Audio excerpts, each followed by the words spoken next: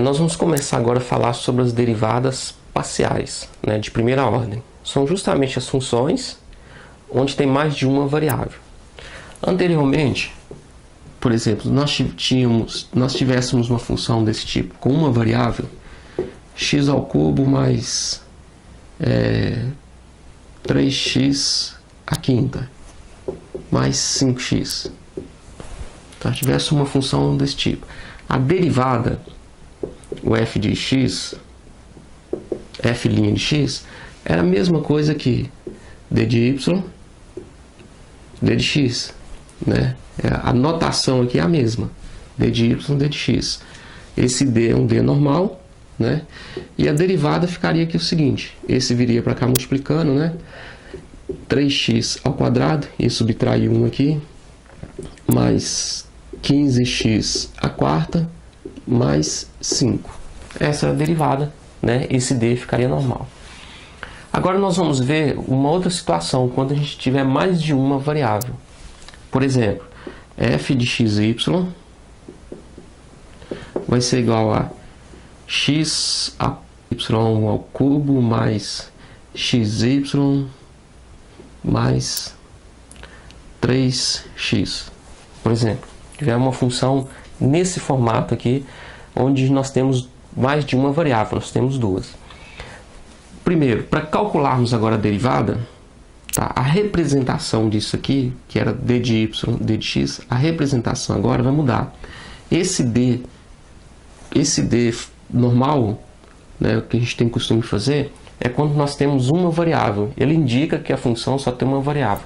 Quando tiver mais de uma variável, ele vai ser representado assim, ó. É como se fosse um 6 ao contrário.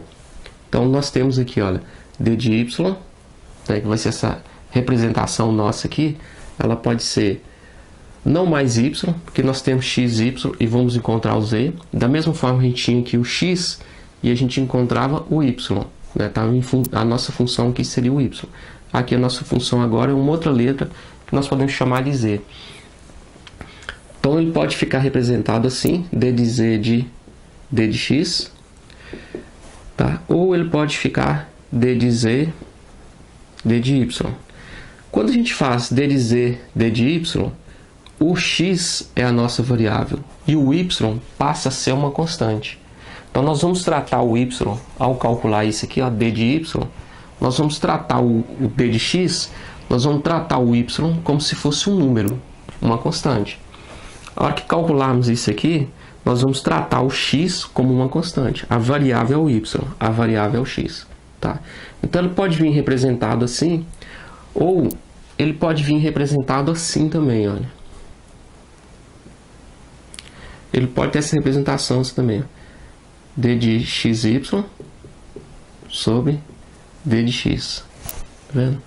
Ou aqui também pode vir também d de xy, está indicando as duas variáveis, ou d de y. Então ele pode ter essa representação, pode ter essa. Ou mais simples ainda, ele pode vir só assim, ó.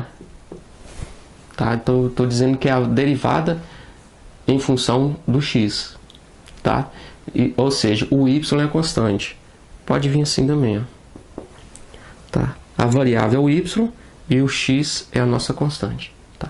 Então nós vamos calcular esse exemplo que nós temos aqui, ó. Tá? Essas duas derivadas parciais aqui. Vou desmanchar essa parte, calcular esse exercício aqui e aqui com essa função constante. Então veja, eu coloquei a função aqui, nós vamos calcular agora nosso f de x, tá? Que pode ter essas representações que nós estamos vendo aqui, ó. Essa notação. O x é a nossa variável e o y é a nossa constante. Então vamos imaginar o y sempre um número. Qual vai ser a derivada aqui então dessa função? Então se isso aqui é um número, a variável nossa é x ao quadrado. Então vai ficar 2xy ao quadrado. O 2 ir para cá multiplicando, olha. Isso aqui é um número, ele manteve. Mais a derivada disso aqui, xy, vai ser só o y.